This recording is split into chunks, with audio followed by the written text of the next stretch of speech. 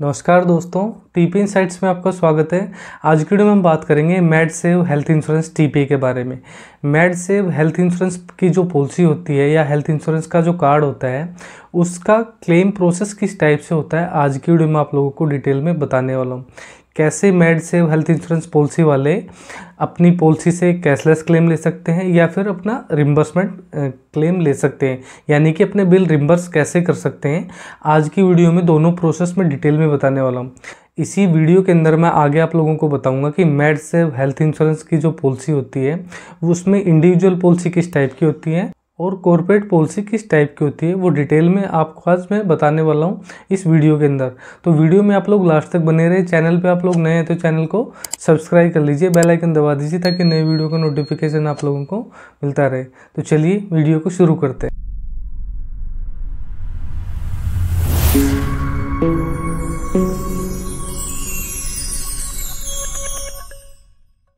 मेडसेव health insurance जो policy होती है वो दो टाइप की होती है। एक होती है इंडिविजुअल पॉलिसी, एक होती है कॉर्पोरेट पॉलिसी।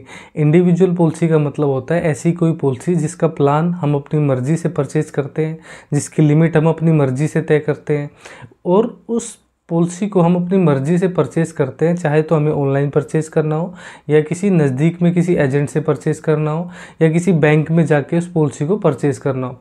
उसमें सारी चॉइस हमारी खुद की चलती है।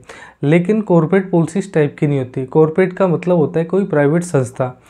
किसी भी प्राइवेट संस्था के अंदर जब कोई एम्प्लॉय काम करता है तो उसका एम्प्लॉयर जो है, यानी कि जो मालिक है उस संस्था का, वो अपने एम्प्लॉय के लिए और एम्प्लॉय की जो फैमिली होती है उसके लिए एक हेल्थ इंश्योरेंस की पॉलिसी प्रोवाइड कराता है। उसको कॉर्पोरेट पॉलिसी भी बोलते हैं और उसको ग्रुप पॉलिसी भी बोलते हैं। तो ये दो टाइप की पॉलिसी होती है। दोनों की जो पॉलिसी की टर्म्स होती है वो अलग अलग होती है। इंडिविजुअल पॉलिसी की टर्म्स कुछ अलग होती है और कॉर्पोरेट पॉलिसी की टर्म्स कुछ अलग होती है, लेकिन प्रोसेस दोनों का सेम होता है, चाहे कैशलेस क्लेम हो या रिम्बर्समेंट क्लेम हो। तो आगे मैं इस वीडियो में आप लोगों को बताऊंगा कि इंडिविजुअल पॉलिसी की टर्म्स किस टाइप की होती है। इंडिविजुअल पॉलिसी के अंदर बहुत सारे वेटिंग पीरियड होते हैं। जैसे कि जब हम कोई हेल्थ इंश्योरेंस पॉलिसी परचेज करते हैं मेडसेव की, तो उसको इस्तेमाल करने के लिए हमें 1 महीने का इंतज़ार करना होता है। मतलब ये होता है कि 1 मंथ का एक वेटिंग पीरियड होता है। 1 महीने के बाद ही हम उस हेल्थ इंश्योरेंस पॉलिसी का इस्तेमाल कर सकते हैं। इसके अलावा भी बहुत सारे वेटिंग पीरियड होते हैं, जैसे कि सर्जरी 2 साल के बाद ही कवर होगी, या फिर मैटरनिटी से रिलेटेड कोई आप लोगों को अपना ट्रीटमेंट कराना है या डिलीवरी से रिलेटेड कुछ कराना है तो उसके लिए आपको या तो अलग से प्लान लेना होगा या फिर उसके लिए ज़्यादा दिन का इंतज़ार करना होगा। या फिर कोई बड़ी बीमारियाँ हैं उसका 3 साल के बाद कवर होगा, 4 साल के बाद होगा, 5 साल के बाद होगा। तो जितनी इंडिविजुअल पॉलिसी पुरानी होती जाएगी उतनी उसके अंदर सुविधाएं ऐड होती चली जाएंगी, बेनिफिट जुड़ते हुए चले जाएंगे। लेकिन कॉर्पोरेट पॉलिसी कुछ अलग होती है इंडिविजुअल पॉलिसी से।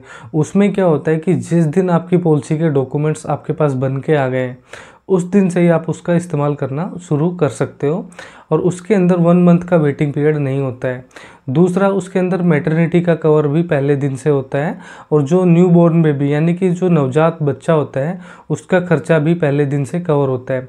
बट कुछ पॉलिसी के अंदर ना भी हो तो आपको अपनी टर्म्स पढ़ लेनी है, लेकिन मोस्टली कॉर्पोरेट पॉलिसी के अंदर ये चीज़ें कवर होती हैं। सर्जरी भी उसमें जो नॉर्मली जो सर्जरी होती है वो पहले दिन से कवर होती है। जो बड़ी बीमारियाँ होती हैं उसमें शायद कुछ में वेटिंग पीरियड होता है, बट उसकी लिमिट आपको देखनी पड़ेगी, क्योंकि कॉर्पोरेट पॉलिसी के अंदर सबसे बड़ी प्रॉब्लम जो होती है वो लिमिट की होती है। तो लिमिट के हिसाब से ही आप लोग अपना ट्रीटमेंट करा सकते हो। जितनी ज़्यादा बड़ी बीमारी होगी उतना ही ज़्यादा खर्चा रहेगा और उतनी ही ज़्यादा आपको लिमिट चाहिए होगी, लेकिन वो लिमिट आपकी कम होगी तो आपको अपना ट्रीटमेंट कराने में तकलीफ रहेगी। इसलिए दोनों जो पॉलिसी है यानी कि इंडिविजुअल पॉलिसी और कॉर्पोरेट पॉलिसी, इन दोनों में सबसे बड़ा अंतर तो इनकी टर्म्स एंड कंडीशंस के अंदर होता है। अब आगे मैं आप लोगों को बताता हूँ कि जैसे ही आपने हेल्थ इंश्योरेंस पॉलिसी परचेज कर ली या फिर कॉर्पोरेट के अंदर आपकी पॉलिसी के डॉक्यूमेंट्स आपके बन के आ गए तो उसके बाद कैसे आप उसका इस्तेमाल कर सकते हो हॉस्पिटल के अंदर।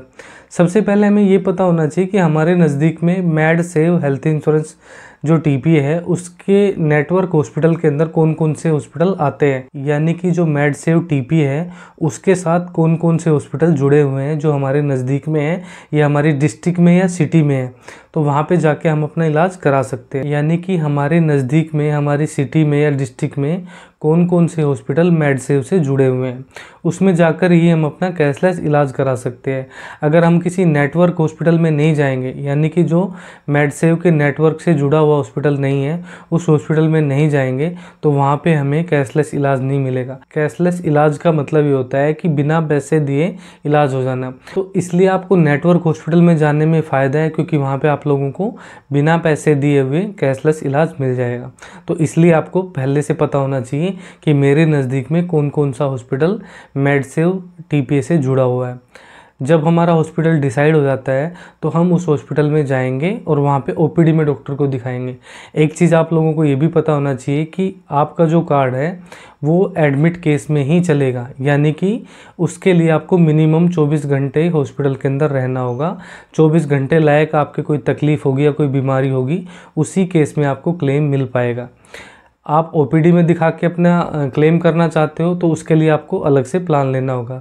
बाकी नॉर्मली जो पॉलिसी होती है वो ओपीडी को कवर नहीं करती, यानी कि ओपीडी का जो खर्चा होता है उसको कवर नहीं करती है। उसके लिए अलग से कोई प्लान लेना होगा, इसलिए आपको कवर मिलेगा। और अगर आपको एडमिट होने की ज़रूरत पड़ रही है, 24 घंटे से ज़्यादा हॉस्पिटलाइज होना है या कोई बड़ी तकलीफ़ या कोई बड़ी बीमारी है, तो उस केस में आपका ये कार्ड चल जाएगा, वो भी डॉक्टर एडवाइस करेगा। तो सबसे पहले हॉस्पिटल में जाके आपको डॉक्टर को दिखाना है। डॉक्टर को लगता है कि पेशेंट को तकलीफ़ ज़्यादा है और एडमिट होने की ज़रूरत है, तो उस केस में आपका कार्ड अप्लीकेबल होगा, यानी कि चल पाएगा। डॉक्टर के एडवाइस करने के बाद आपको हॉस्पिटल के अंदर टीपीए की टीम से मिलना है। वहाँ पे अपने मेडसेव पॉलिसी के डॉक्यूमेंट्स दिखाने हैं। वो डॉक्यूमेंट्स चेक कराने के बाद जब आपके डॉक्यूमेंट्स ओके हो जाए, यानी कि वेरीफाई हो जाए वहाँ पे, तो अपनी आईडी देनी है, मेडसेव पॉलिसी के डॉक्यूमेंट्स देने हैं। आईडी में आपका आधार कार्ड लगेगा, पैन कार्ड लगेगा, और या तो हेल्थ कार्ड है तो हेल्थ कार्ड की कॉपी, या मेडसेव पॉलिसी जो टीपीए की जो पॉलिसी है वो आपको दे देनी है। उनसे आपका काम चल जाएगा। उसके अंदर वो आप लोगों से प्री ऑथराइजेशन फॉर्म पे साइन कराएंगे। प्री ऑथराइजेशन फॉर्म वो फॉर्म होता है जिसके अंदर पेशेंट की डिटेल फिल की जाती है, यानी कि पेशेंट किस तकलीफ़ में एडमिट हुआ है और क्या डायग्नोज बना है और किस टाइप का हम उसको ट्रीटमेंट देंगे और कितने दिन रखेंगे, कितने दिन का खर्चा उसमें रहेगा, यानी कितना दिन खर्चा उसमें लगेगा। वो खर्चे का भी एस्टीमेट उसके अंदर फिल करके इंश्योरेंस कंपनी या मेडसेव टीपीए को भेजा जाता है। इसके बाद मेडसेव टीपीए के अंदर जो डॉक्टर्स की टीम होती है वो उस फॉर्म को पढ़ती है, डॉक्यूमेंट्स को चेक करती है, और उनको लगता है कि आपका क्लेम एकदम सही है, आपको जेन्युइनली तकलीफ़ है, तो वो आपके क्लेम को पास कर देती है और पहला अप्रूवल यानी कि इनिशियल अप्रूवल दे देती है। जब आपका ट्रीटमेंट कंप्लीट हो जाए तो डॉक्टर डिस्चार्ज के लिए बोलता है, और उसके बाद हॉस्पिटल एक फाइनल बिल बना के फिर दोबारा से मेडसेव टीपीए के पास अप्रूवल के लिए भेजता है। उसमें पूरा खर्चा लिख के भेजता है कि कितने रुपए की मेडिसिन, रुपए के मतलब लैब टेस्ट कराएं, सारा उसके अंदर फाइनल बिल के अंदर मेंशन करके और इंश्योरेंस कंपनी के पास या टीपीए के पास भेजा जाता है। जब उनको लगता है कि ये बिलिंग ओवर बिलिंग नहीं है या गलत चार्जेस नहीं लगाए हुए हैं, तो वो उसको भी पास करके आपको जो फाइनल अप्रूवल दे देंगे। उसके बाद आप लोगों को कोई हॉस्पिटल में पेमेंट देने की ज़रूरत नहीं है और आपका क्लेम पास हो जाएगा और आप अपने घर जा सकते हो अप्रूवल आने के बाद। तो ये तो हो गया कैशलेस क्लेम का प्रोसेस। दूसरा प्रोसेस होता है रिम्बर्समेंट क्लेम का। जब आप किसी नॉन नेटवर्क हॉस्पिटल में जाओगे, यानी कि वो हॉस्पिटल जो मेडसेव टीपीए से जुड़ा हुआ नहीं है, कोई भी मेडिकल इमरजेंसी हो गई या कोई ऐसी तकलीफ़ हो गई है कि जल्दबाजी में आप किसी नॉन नेटवर्क हॉस्पिटल में चले गए हो, या फिर आपके नज़दीक में कोई ऐसा हॉस्पिटल नहीं है जो मेडसेव से जुड़ा हुआ है, लेकिन हॉस्पिटल अच्छा है, डॉक्टर्स अच्छे हैं और इलाज वहाँ अच्छा मिलता है, और आप सोचते हैं कि मुझे यहीं इलाज कराना है और अपने बिल बाद में रिम्बर्स करने हैं, तो उस कंडीशन में क्या होता है कि वो हॉस्पिटल नॉन नेटवर्क लिस्ट में कहलाता है। उसके बाद आप लोगों को वहाँ पे अपना ट्रीटमेंट कराना है। डॉक्टर एडवाइस करेगा कि एडमिट होने की ज़रूरत है, आप वहाँ पे एडमिट हुई, तो पहले दिन से ही आपको सभी पेमेंट वहाँ कैश में देनी पड़ेगी, अपने कार्ड से या जैसे भी करनी है आपको पेमेंट वहाँ शुरू से लेकर लास्ट तक देनी पड़ेगी, जो भी वहाँ पे खर्चा लगेगा। बाद में जब आपका ट्रीटमेंट कंप्लीट हो जाएगा, डॉक्टर्स आपकी छुट्टी के लिए बोलेंगे, यानी कि डिस्चार्ज के लिए बोलेंगे, तो उस टाइम आप लोगों को हॉस्पिटल से फाइनल बिल लेना है, डिस्चार्ज समरी लेनी है, मेडिसिन के बिल लेने हैं, लैब टेस्ट के बिल लेने हैं, सभी बिल कलेक्ट कर लेने हैं और उन पे हॉस्पिटल की साइन और स्टैम्प करा लेनी है। उसके बाद ही आप उसको रिम्बर्स कर पाओगे। डिस्चार्ज के टाइम पे आपको सभी रिसिप्ट ले लेनी है जो जो आपने पेमेंट की है उनकी। उन पे भी आपको साइन स्टैम्प करानी है। और जब आपका ट्रीटमेंट कंप्लीट हो जाए, आप अपने घर चले जाओ, तो उसके बाद आप लोगों को क्लेम फॉर्म ए, क्लेम फॉर्म बी भरना पड़ेगा। उसके साथ सभी सपोर्टिंग में बिल लगाने होंगे और बिल लगा के इंश्योरेंस कंपनी के पास भेजने होंगे। वहाँ पे डॉक्टर्स की टीम आपके क्लेम को रिव्यू करेगी। उनको लगता है कि डॉक्यूमेंट्स ओके हैं तो उसको प्रोसेस करके पास कर देगी। अगर उनको लगता है कि इनकम्प्लीट डॉक्यूमेंट है, यानी कि अधूरे डॉक्यूमेंट्स हैं, तो वो एडिशनल डॉक्यूमेंट्स की क्वेरी लगा के उसके अंदर आपसे वो पेपर्स मांग लेगी। तो उसका एक टाइम पीरियड होता है, जैसे 1 सप्ताह हो गया, 10 दिन के अंदर आप लोगों को वो क्वेरी का आंसर करना होगा। अगर हॉस्पिटल से रिलेटेड है, डॉक्टर से रिलेटेड है, तो आपको डॉक्टर्स के पास जाना है, हॉस्पिटल के अंदर जाना है और टीपीए की टीम से मिलकर इस क्वेरी का आंसर करना है। तो यही प्रोसेस होता है रिम्बर्समेंट क्लेम का। क्लेम फॉर्म ए, क्लेम फॉर्म बी भरने के लिए आप लोग जो हॉस्पिटल की टीपीए की टीम है उनसे आप पूरी हेल्प ले सकते हो। वो टीम आपकी पूरी हेल्प करेगी। और किसी भी टाइप की आपके क्लेम के अंदर क्वेरी लगती है तो उस क्वेरी को लेके भी आप लोग उनसे हेल्प ले सकते हो। तो ये जो प्रोसेस है वो रिम्बर्समेंट क्लेम का प्रोसेस है। तो मैंने दोनों क्लेम का प्रोसेस बता दिया है, यानी कि कैशलेस क्लेम का भी प्रोसेस बताया है और रिम्बर्समेंट क्लेम का प्रोसेस भी आप लोगों को बता दिया है। तो आप लोगों को दोनों प्रोसेस समझ में आ गए होंगे। तो वीडियो को लेके आप लोगों के मन में कोई सवाल है तो आप मुझे कमेंट सेक्शन में लिख के भेज दीजिए, मैं आप लोगों को जवाब दूंगा। इसके अलावा आपके हेल्थ इंश्योरेंस क्लेम के अंदर कोई क्वेरी है या कोई रिजेक्शन लेटर है तो वो भी आप मुझसे शेयर कर सकते हो, उसका आंसर भी मैं आप लोगों को ज़रूर दूंगा।